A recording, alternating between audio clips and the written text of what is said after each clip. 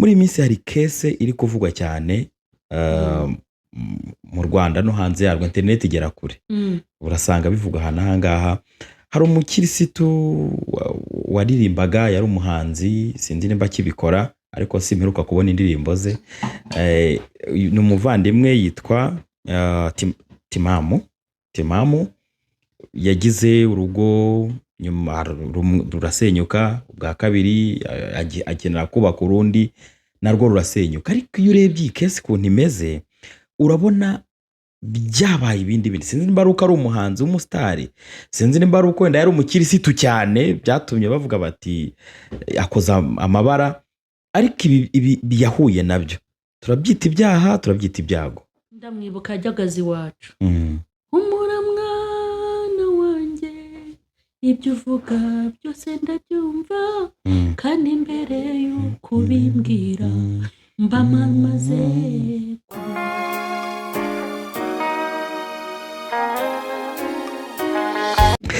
Reka tubasuhuze kandi tubahe ikaze ku kiganiro, inyunganizi n'ibindi byose dukora hano ku Nzira y'Ukuri TV. Ni ibiganiro bigamije kubaka umuntu, kubaka umukirisitu cyangwa se n'uwari we wese muri ubu buzima. Hanyuma rero ushobora kuba utameze neza, ariko wihangane, ejo bizagenda neza. Cyangwa se niko ubuzima bwubatse, umunsi umeze nabi, ejo ukamera neza, ejo ukaba umeze nuko nguko isi imeze. Hanyuma rero twakiye mama Charlene, tumuhaye ikaze. Mama Charlene, tuguhaye ikaze. Murakoze cyane. Ngaho suhuza rero n'abakunzi bawe, ndabizi ni benshi.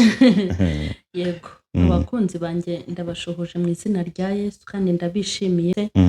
Bifurije umwaka mwiza, aho mukurikirana muri ahantu hatandukanye, aho mukurikiraniye channel yitwa Inzira y'Ukuri.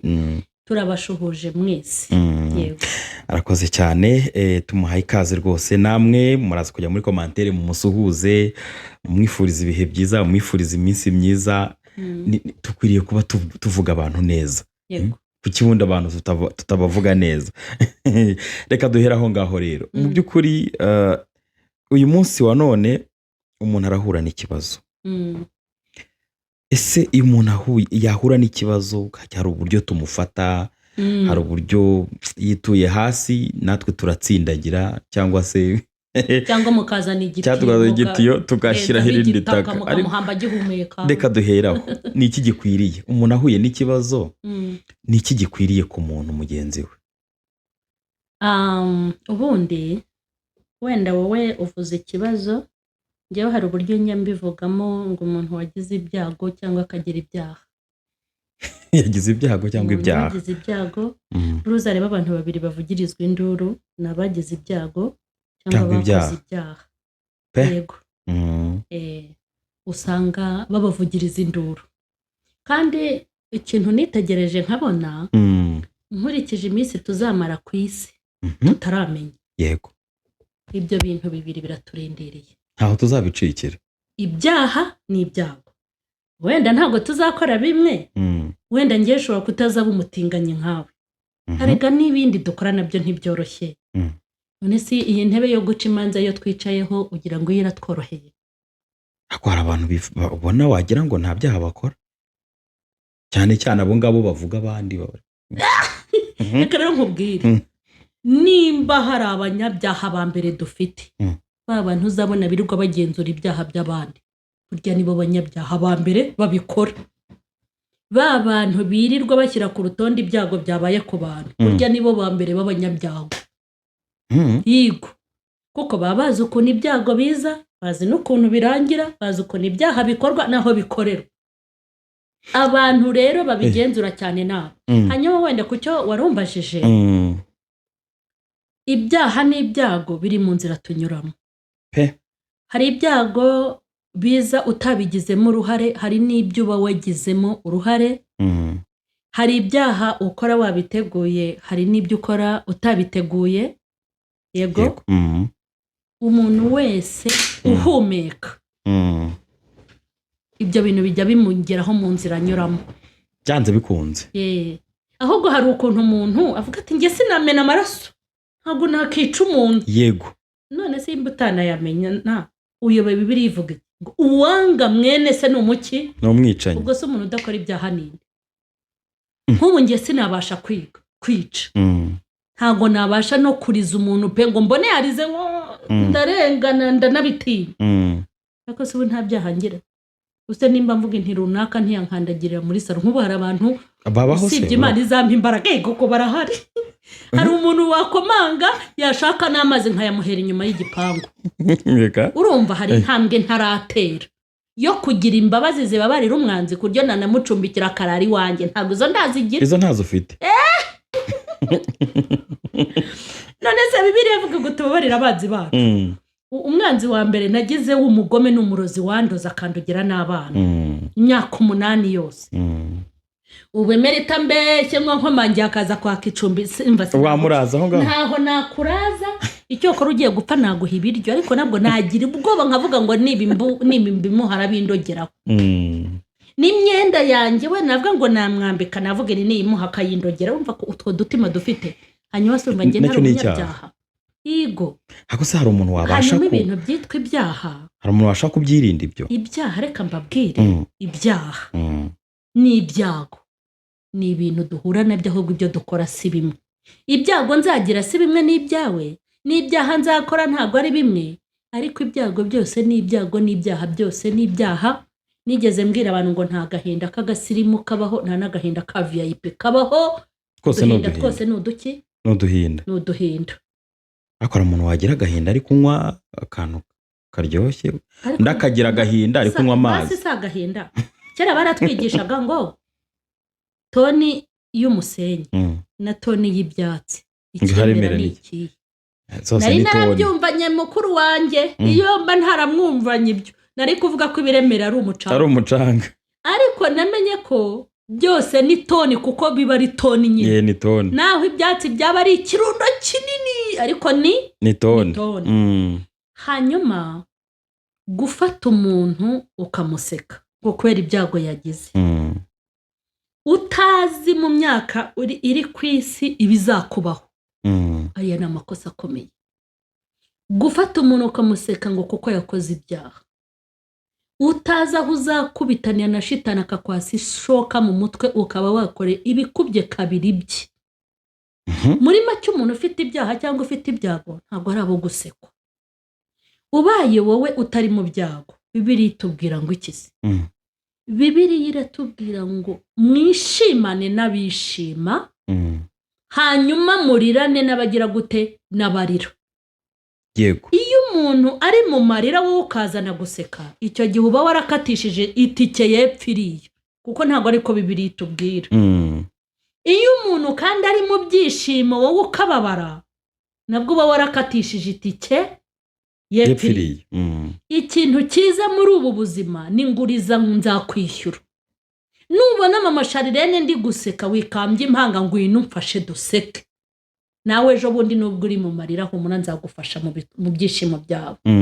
Hanyuma nubona ndi kurira amarira ari gutakara mu bihe byanjye, ngwino mfashe turire, kuko ndabizi neza ugihumeka nanjye nzagufasha turire. Byanze bikunze ni hamwe. Wenda wowe ntago uzarwikorera ku mutwe nka mama Sharirene, ariko ushobora kuzajya iwawa nta nubwo basura. Iwawa burara umuntu ujya gusura y'umwana we komera cyane, sibyo? Hari uwo waherekeza muri divorce, undi nawe akaguherekeza kwa Kabuga ugiye gusura umwana, sibyo rata? Yego. Ibyago biri mu nzira tunyuramo byinshi. Hari uwo uzasura amageragere nawe agusure mu bitaro muri CHUK, nuko ubuzima bwubatse. Yego. Hari uzahombera mu Bushinwa, undi agahombera hari Matewusi cyangwa na Nyabugogo. Kuko buriya wa muntu uri Nyabugogo iriya niyo Matewusi, ni nabwo Bushinwa bwe aranguriramo. Muri ubu buzima ibyago n'ibyago tujye tugurizanya. Uzanyishyura umunsi ntazi, byanze bikunze, kandi uzanyishyuriraho ntazi, ariko icyo nzi nuko ntazagikoze mutaranyishyura, ntago bibaho. Ariko tuvuze kuri cya kindi wavuze cy'ibyaha, hari abasengera abandi bakabarambikaho ibiganza ngo bakire ibyaha. Warambikaho umuntu ibiganza se nawe ufite ibyaha? Buriya rero turashimira Imana ko ibiganza nk'ibyanjye ibiganza byanjye birahumanye biranduye ariko kubw'amaraso ya Yesu birera. Amahirwe tugira ni uko ibiganza tubarambikaho, yego, tubibarambikaho mu kwizera imbaraga zande z'Imana. yego, kandi ibiganza abantu barambikaho abandi ntabwo biba ari ibiganza byawe. Oya, mu kwizera nk'ubu ibiganza byanjye ntacyo byamarira umuntu, ntacyo pe. Ariko iyo ndambitseho umuntu ibiganza mba nizeye imbaraga cyangwa imbabazi z'Imana ikorera mu biganza byanjye, kandi nkizera izo mbabazi ngiye kugusabira nanjye nabanza nkagira gute, nanjye nabanza nkazisabira. Kuko bibaye gutyo byaba uruhererekane, nta n'umuntu wazongera kugira undi muntu agira gute asabira imbabazi. Yego. Aha, naho nari nyuze, ariko tutangira twavuze uburyo ese umuntu ahuye n'ibyago, akoze ibyaha, yego, tukwiye kumufata gute? Uti byanze bikunze ibyo uhura nabyo nawe ejo azahura nabyo n'undi, gutyo ni ukugurizanya. Muri iyi minsi hari kese iri kuvugwa cyane mu Rwanda no hanze yarwo, interineti igera kure, urasanga bivuga ahangaha. Hari umukirisitu waririmbaga, yari umuhanzi, sinzi nimba akibikora ariko simperuka kubona indirimbo ze. Ni umuvandimwe yitwa Timamu, yagize urugo, nyuma rurasenyuka, ubwa kabiri akenera kubaka urundi, narwo rurasenyuka. Ariko iyo urebye iyi kesi ukuntu imeze, urabona byabaye ibindi bintu. Sinzi nimba ari uko ari umuhanzi w'umusitari, sinzi nimba ari uko wenda yari umukirisitu cyane byatumye bavuga bati akoza amabara, ariko ibi yahuye nabyo turabyita ibyaha, turabyita ibyago. muri byo ndi wavugaga ni ibyaha n'ibyago. Navuga ngo ariko ninjya kuvuga ngo ni ibyaha, ndi bube mbimushinjije nk'aho yabikoze ndeba.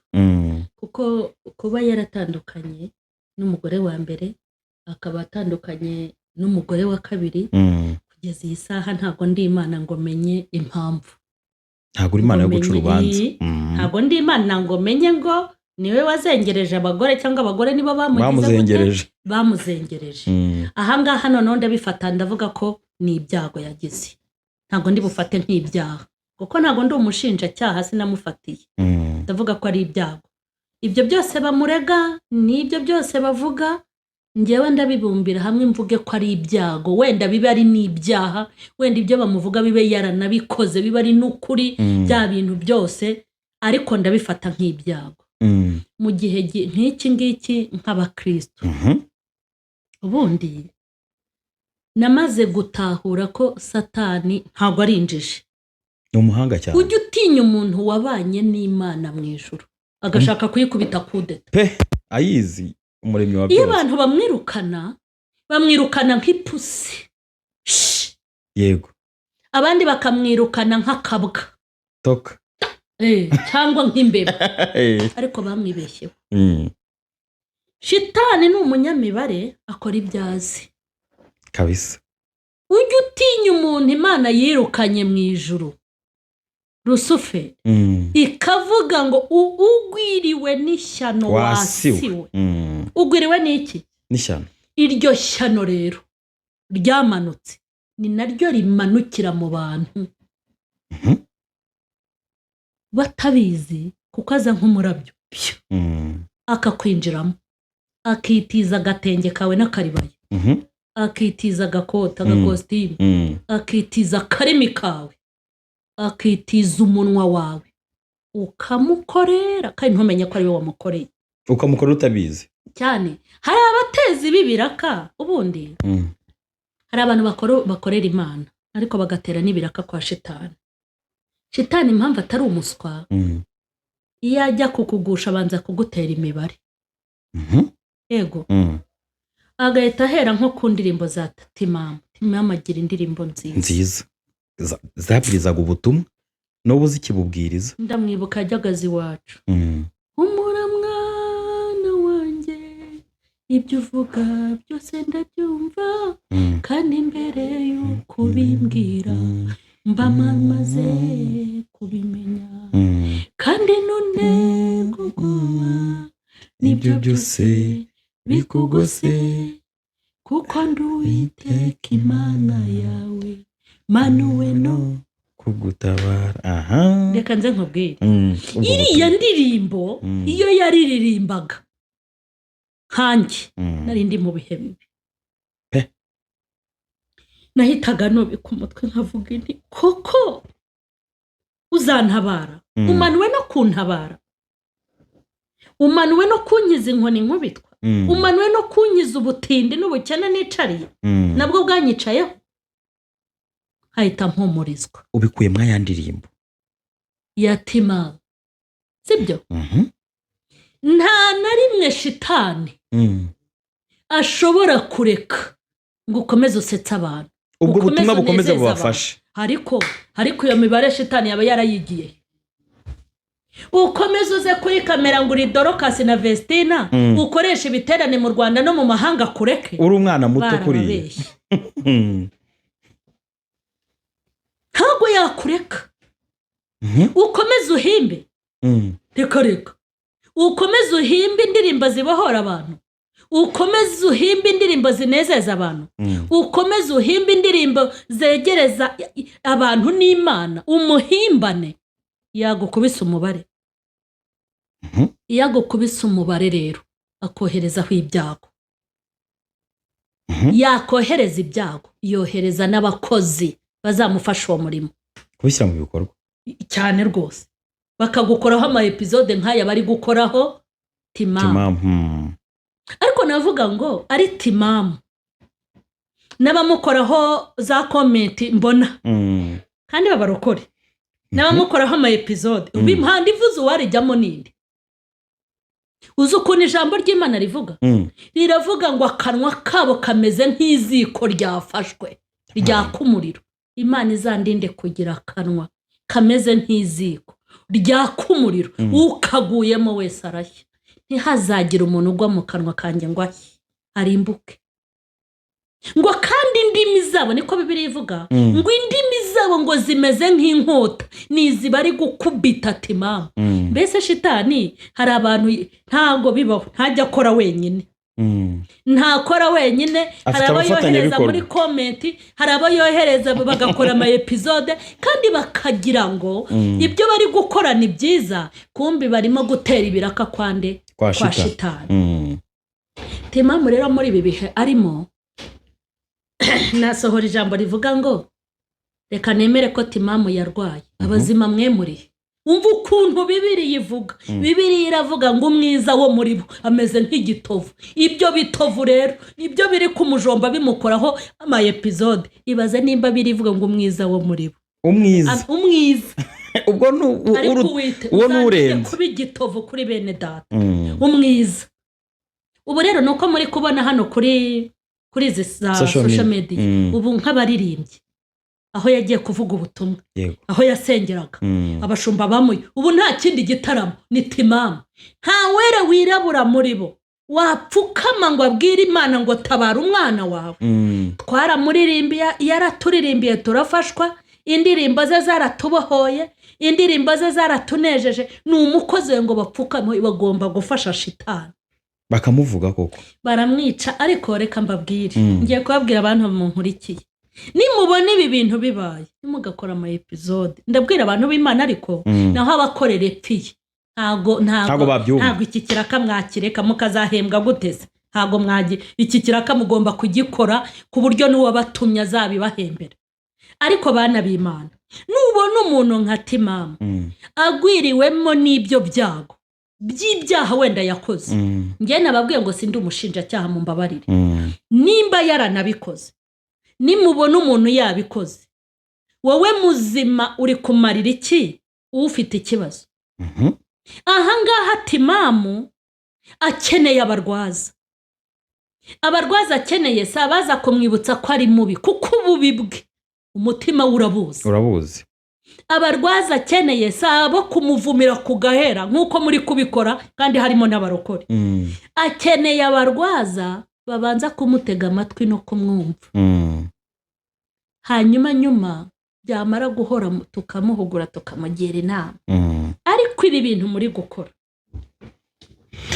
ibi bintu muri gukoramo mukora nk'ama episode, murimo gutera ibiraka kwa shitani. Ni ukuri muri abatezi b'ibiraka kwa shitani. Ibintu byambaye abantu babireba ntibabivuga se, abantu baceceka n'abafite n'akazi ariko se ubundi reka nkubaze, wenda reka mvuge ko we yabikoze bikamenyekana, hanyuma babikoze ntimumenyekane, muzi ko mwebwe mutari abanyabyaha. Hanyuma ikindi, timamu abaye ari umuvandimwe wawe, wamwanika ukuri kumwanika, wamuvuga ukuri kumuvuga. Nyine iyi message ni y'abarokore, ariko bamwe bahawe amakarita n'amajire rwose, mva ni mucuruza amadolari ajyeho, ariko ngiye message nyihaye abarokore.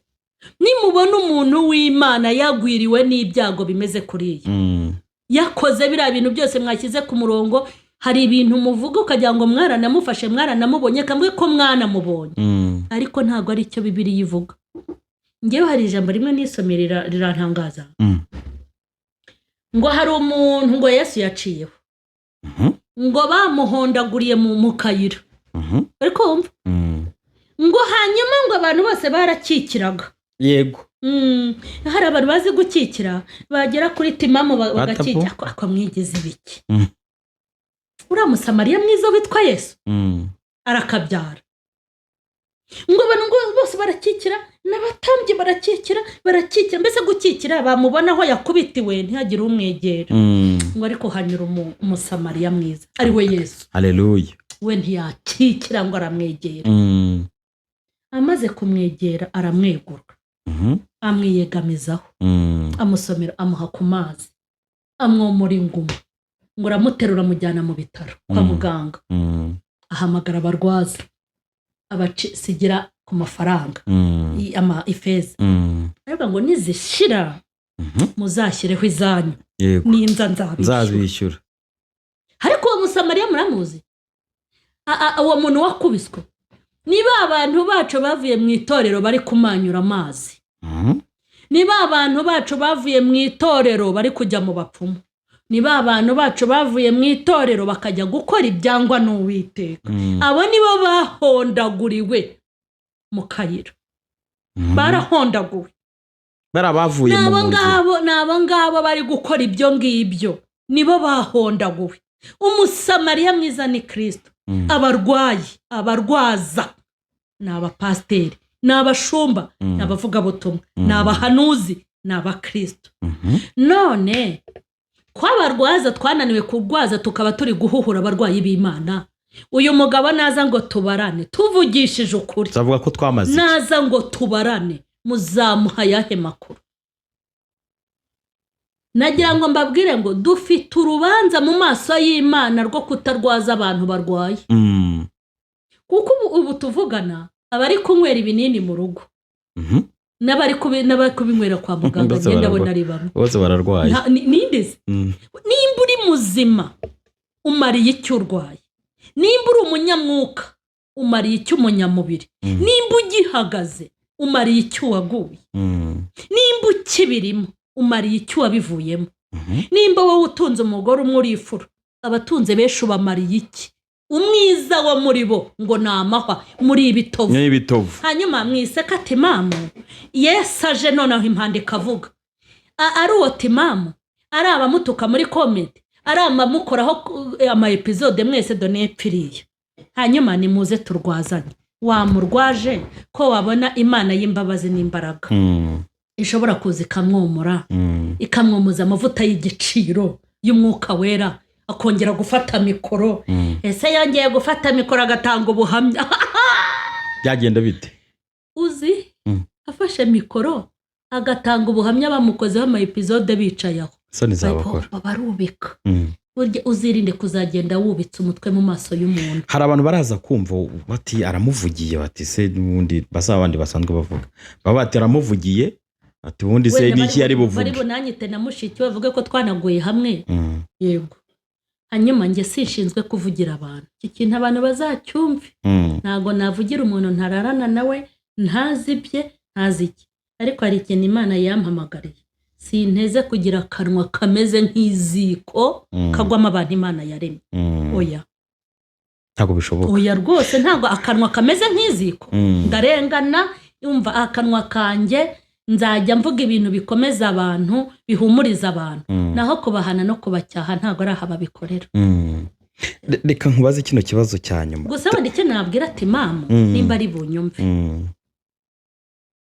nimba ari bunyumve icyo namubwira ntiyicireho iteka kuko burya umuntu tutarahamba wese aba afite ubundi buryo bwo gukira nicyo kibazo nagiye kukubaza nagiye kuvuga ntese buriya ati mamu twamubonye aririmba nyuma yaho tubona ko hari uburyo yagiye ahinduka nk'uko kose kuri kuvugwa bijya bishoboka ko umuntu wageze kuri ra nivo bita no kuvuga ko yaba yaranasohotse n'igihugu bitewe n'ipfunwe n'ibiki bijya bishoboka byashoboka ko twakongera kubona ati mamu wa kera rero kubabwira bura ikosa rya mbere abantu bakora ni uko umuntu ashobora kugira ibyago cyangwa agakora ibyaha agatoroka ubundi ngo utoroka ndashaka no kubibuza n'abandi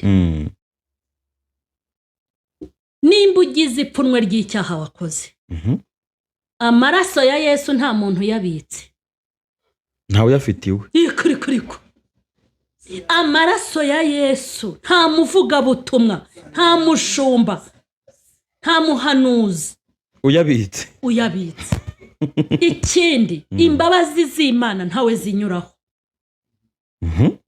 icyo kintu kuba amaraso ya Yesu nta muntu yayabikije ubundi bayabitse ntabwo bayatwubagiza ntabwo wabakira ntayo mubitse icyo tucyumvikana hariya mubitse mutwandikire muri comment mutubwire uyabitse murimo ikindi imbabazi z'Imana ntabwo Imana ijya kubabarira umuntu ica kuri mama Sharirene ntabwo ica kubahanuza nica kubatambye nica kubavuga butumwa imbabazi z'Imana iziguha ntawe bajije umuntu mubi bongere ngo ni mubi ni umuntu ukosa ntiyemere kwikosora agakomeza ububi bwe ntabwo ushobora kubyumva nimba yaratorotse kubera ibyo yakoze yaba yarakosheje yaba yaribagiwe imbabazi Imana igira yaragiye igira imbabazi kandi ndashaka kubwira abantu ngo ntabwo imbabazi Imana itugirira izirebera muri mwe kuko izirebeye muri mwe nta wazajya mu ijuru twese twagepfiye izi ibabarira uwishatse